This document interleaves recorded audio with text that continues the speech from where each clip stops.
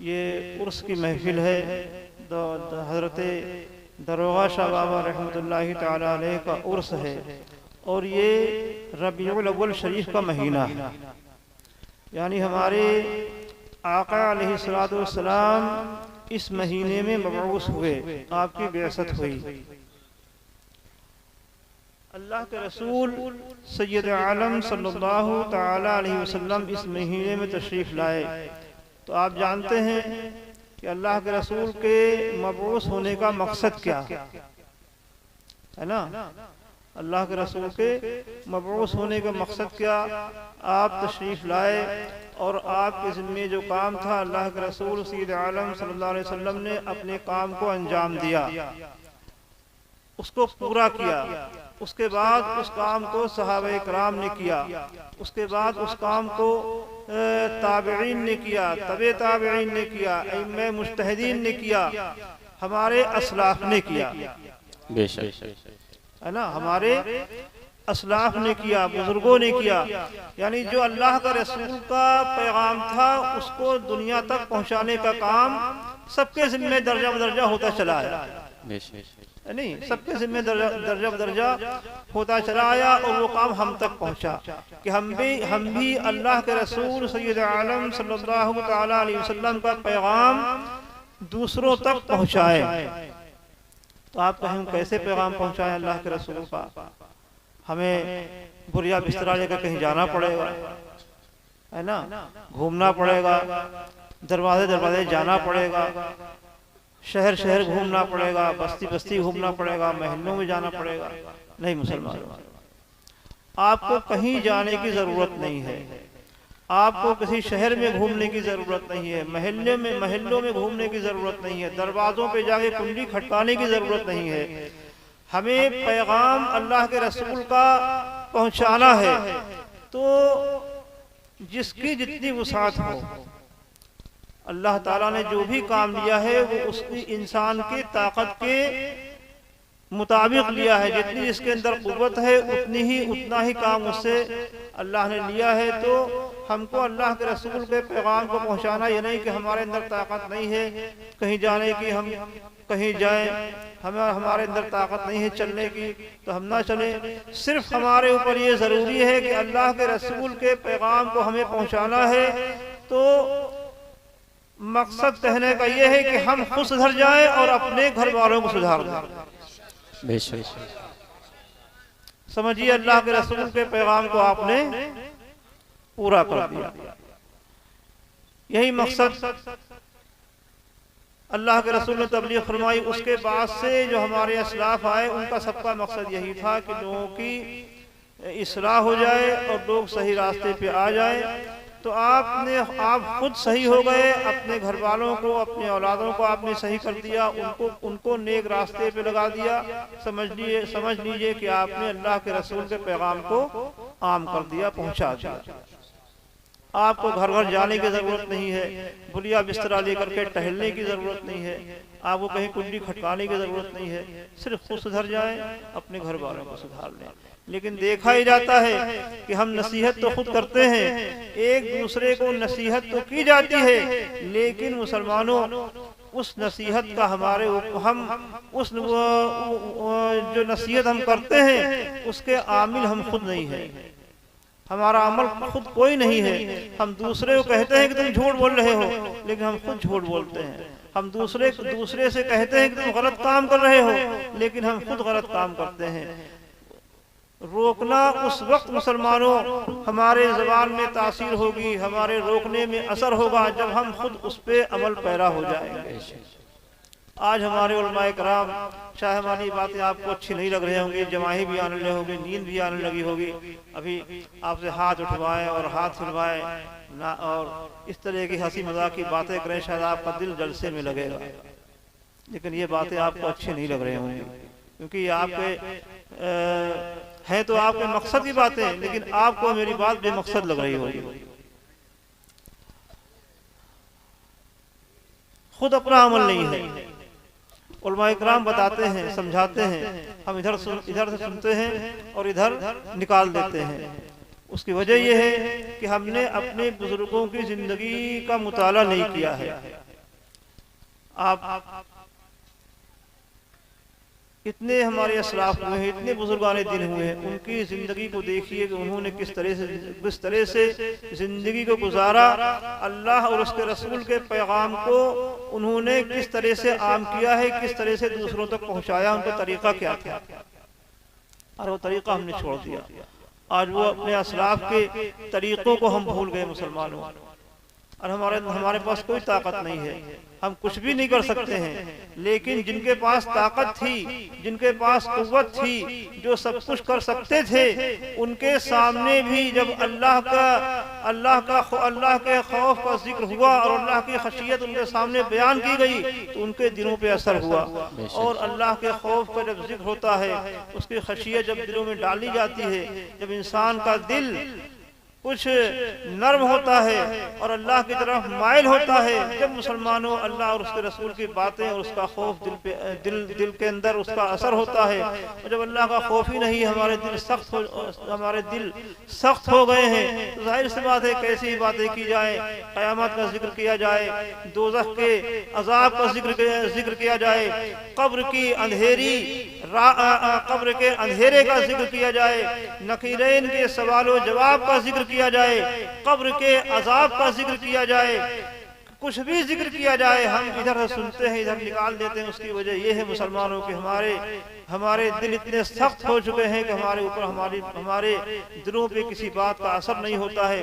लेकिन जिनके दिलों में जर्रा बराबर ईमान है, जब उनके सामने अल्लाह उसके रसूल की खशियत का जिक्र आ जाता है तो उनके दिल पे कैसे असर होता है। एक छोटा सा वाकया समाप्त कर लें, उसके बाद मैं अपनी बात को खत्म कर दूंगा। एक बुजुर्ग है हजरत अबू आमिर रहमतुल्लाहि ताला अलैह,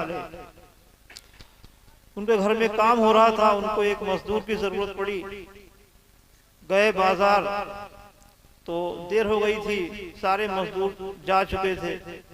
एक नहीफ कमजोर लड़का नौजवान खड़ा हुआ था। आपने उसको देखा, कहा क्यों खड़े हो? कहा काम के लिए आया हूँ, मैं कमजोर था इसलिए मुझे किसी काम पे नहीं लगाया। कहा मेरे यहाँ काम करो। कहा ठीक करूंगा। कहा चलो काम करने। उसने कहा ठीक है मैं काम करने चलूंगा, लेकिन मेरी कुछ शर्तें हैं, अगर वो शर्तें आप मान लिए तो मैं काम पे चलूंगा, और शर्तें नहीं मानेंगे तो मैं काम पे नहीं जाऊंगा। कहा क्या शर्त तुम्हारी है? कहा मैं सबसे पहली मेरी शर्त यह है कि जब नमाज का वक्त हो जाए तो मुझे नमाज पढ़ने की इजाजत दे दी जाए। कहा ठीक है तुम्हारी शर्त हमें मंजूर है। कहा दूसरी शर्त यह है कि मेरी कुव्वत से ज्यादा मुझसे काम न लिया जाए। कहा ठीक है भी मान रहा हूँ। का तीसरी शर्त क्या? का तीसरी शर्त यह है कि जो ही मेरा वक्त पूरा हो जाए मेरी मजदूरी मेरे हाथ पे रख दी जाए। हजरत अबू आमिर फरमाते हैं कि मैंने उसकी शर्तों को मंजूर किया और घर पे लाया, उसको काम बताया और मैं दूसरे काम से चला गया। जब मैं लौट के आया तो देखा कि उस नहीफ लागर कमजोर नौजवान ने जो ताकतवर और तंदुरुस्त लोग काम करते थे उससे ज्यादा उसने काम किया हुआ। सुभान अल्लाह। वक्त पूरा हुआ, उसकी मजदूरी दी और वो नौजवान चला गया। कहा कि 2-3 दिन गुजर गए, मैंने सोचा कि इतना लायक और इतना दीनदार नौजवान चला गया, मैंने उसका पता भी नहीं पूछा, उसका हाल चाल नहीं पूछा। तो आप शहर में निकले उसको तलाशने के लिए, बहुत लोगों से पूछा, पता नहीं चला। फिर एक शख्स ने बताया कि हाँ एक लड़का है, वो एक कहीं कोई कोठरी है अंधेरी, उसके अंदर वो पड़ा रहता है। तो आप गए, देखा कि वही नौजवान लेटा हुआ है, खंडहर टाइप का कुछ मकान था, कुछ कोई जगह थी, वहाँ पड़ा हुआ है वो। आप उसके पास गए, उसका हाल पूछा, बहुत बीमार था, बिल्कुल उठने बैठने से मजबूर था। तो आपने फरमाया कि ऐ अल्लाह के नौजवान, ऐ अल्लाह के नेक बंदे, तो मेरे घर चल, मैं तेरी खिदमत करूंगा। उसने कहा नहीं, मुझे मेरे हाल पे छोड़ दीजिए। बहुत मजिद हुए हजरत अबू आमिर। तो उसने कहा ठीक है मेरी शर्त है कि मुझसे आप कुछ खाने पीने के लिए नहीं कहेंगे और जो मैं करूंगा मेरे किसी काम में दखल अंदाजी नहीं करेंगे। कहा ठीक चल तू मेरे घर चल। उसको घर लेकर के आए, लिटाया, कुछ दिन या कुछ घंटे वो नौजवान उनके घर रहा। उसके बाद उन्होंने फरमाया, उस नौजवान ने अर्ज की अबू आमिर इधर तशरीफ लाइए। हजरत अबू आमिर जब उस नौजवान के पास गए तो उसने कहा देखिए मेरा वक्त करीब आ रहा है, और मेरी कुछ ये चंद वसीयत है, इनको आप सुन लीजिए और मेरे मरने के बाद मैं जो कहूँगा उनको उन बातों को पूरा कर दीजिएगा। कहा ठीक है। आपकी आंखों से आंसू छलक आए और फरमाया कि तसल्ली दी उसको। उसने मेरी बातें सुनिए। तो उसने कहा सुनिए, जब मैं मर जाऊं, मेरी रूह जिस्म से निकल जाए तो एक रस्सी ला करके मेरी गर्दन में बांधिएगा और अपने घर के बाहर घसीटिएगा मेरी लाश को, और ये सदा लगाइएगा कि देखो जो अल्लाह के नाफरमान बंदे होते हैं उनके साथ ये सलूक किया जाता है। आपने कहा ठीक कहा। और क्या शर्त है? कहा दूसरी शर्त यह है कि मेरी ये चादर है, ये कपड़ा मेरे पास है, मैं मर जाऊं मुझे गुस्ल दे करके इसी चादर में लपेट के और मुझे दफन कर दीजिएगा। कहा ठीक। और क्या शर्त है? कहा और तीसरी शर्त यह है कि मेरी अंगूठी है और ये मेरा कुरान मजीद है, जब मैं मर जाऊं मुझे दफन कर दीजिएगा। ये अंगूठी और ये कुरान मजीद ले करके आप खलीफा वक्त हारून रशीद के पास चले जाइएगा और उनसे कहिएगा कि इस अंगूठी वाला और इस कुरान मजीद वाला अब इस दुनिया में नहीं रहा है, रुखसत हो गया, इंतकाल कर गया है। जैसे इतना कहा उसके एक हिचकिया उसकी रूह जो है परवास कर गई। हजरत अबू आमिर को बहुत अफसोस हुआ, आंखों से आंसू निकले, एक अल्लाह का नेक बंदा इस दुनिया से चला गया। हजरत अबू आमिर फरमाते हैं कि मैं ना चाहते हुए भी जब उससे वादा कर चुका था और उसकी वसीयत थी, मैं एक रस्सी का टुकड़ा लाया और लाने के बाद लरसते हाथों के साथ मैंने उस रस्सी को उसकी गर्दन तक बढ़ाया और चाहा कि इसकी गर्दन में रस्सी को बांध दूं। फौरन ही एक कोने से निदा आती है कि अबू आमिर जो अल्लाह के दोस्त हो जाया करते हैं, जो अल्लाह का कुर्ब हासिल कर लिया करते हैं, उनके साथ में ऐसा सलूक नहीं किया जाता। हजरत अबू आमिर फरमाते हैं कि मेरे हाथों से रस्सी छूट गई और मैं लरस गया। अब उसकी दूसरी मैंने वसीयत पूरी की, उसी के कपड़े में उसको कफन दिया, जाकर के उसको दफन कर दिया। अब उसका जो कुरान मजीद था उसको सीने से लगाया, अंगूठी को जेब में रखा और सफर किया। खलीफा हारून रशीद की बारगाह में पहुंचे। खलीफा के सामने जब गए और उस कुरान मजीद को जो ही सामने किया, खलीफा ने उस कुरान मजीद को अंगूठी को देखा तो फौरन ही रोने लगा। इतना रोया कि बेहोश हो गया। अबू आमिर परेशान है कि अल्लाह ये क्या माजरा है। खलीफा को होश मिलाए और लाने के बाद पूछा कि खलीफा बताइए ये माजरा क्या है, इतने बड़े आप खलीफा हैं, बादशाह है, और इस अंगूठी को देख करके कुरान मजीद को देख के आप ऐसा रो रहे हैं। खलीफा ने कहा कि पहले बताइए कि इस अंगूठी वाला कहाँ चला गया? कहा हुजूर वो तो इंतकाल कर गया। फिर खलीफा रोने लगा। बहरहाल हजरत अबू आमिर ने उसको तसल्ली दी और कहा बताइए माजरा क्या है? कहा सुनिए, दिल थाम करके, ये कुरान मजीद वाला और इस अंगूठी वाला कोई और नहीं, ये मेरा अपना बेटा था। अल्लाह। हजरत अबू आमिर का बेटा, बादशाह वक्त का बेटा। अब तो हजरत अबू आमिर और परेशान हुए कि या अल्लाह, बादशाह वक्त का बेटा और उसने इस कस्म परसी की हालत में जिंदगी गुजार दी। खलीफा वक्त का बेटा और उसने इस आलम में अपनी जिंदगी गुजार दी। कहा हुजूर बताइए माजरा क्या था? कहा मेरा बेटा था और वो शाही लिबास पहन करके घूमता था, टहलता था, सैर तफरीह करता था। उसको शराब की आदत पड़ गई। जब शराब की आदत पड़ी तो उसके और शौक हुए, तवाइफों के यहाँ जाने लगा, गाना बजाना सुनने लगा। तो उसका रोज का मामूल था, शाम को तैयार होकर के अपने साथियों के साथ जाता था, तवाइफों के यहाँ बैठ के नाच सुनता था, गाने सुनता था और शराब पीता था। एक दिन मेरा बेटा तवाइफों के कोठे पे गया और जाने के बाद वहाँ पे गाने सुन रहा था, नाच देख रहा था और पड़ोस के एक मकान में एक बच्चा कुरान मजीद की तिलावत कर रहा था और वो ये आयत पढ़ रहा था जिसका मतलब ये है कि क्या वो वक्त करीब नहीं आया कि लोगों के दिल अल्लाह के खौफ से डरे और अल्लाह की तरफ झुक जाएं। कहा जो ही मेरे बेटे ने कुरान मजीद की आयत सुनी, फौरन ही उसने गिलास को फेंक दिया और कहा कि हाँ वो वक्त करीब आ गया है कि लोगों के दिल अल्लाह के खौफ से डरेंगे और उसके करीब हो जाएंगे। और शराब का गिलास फेंक करके कोठे से उतरा और उसके बाद से उसका पता नहीं लगा और उसके मौत की खबर लेकर के आप आए। मुसलमान आज हमारे पास तो कुछ भी नहीं है, हम कुछ भी नहीं कर सकते हैं, किसी को एक थप्पड़ नहीं मार सकते हैं। वो बादशाह थे जो उसको जो चाहते करते, उनके कब्जे में सब कुछ था, लेकिन उनके सामने भी जब इस तरह की आयतें पढ़ी गई तो उनके दिल में उसका असर हुआ।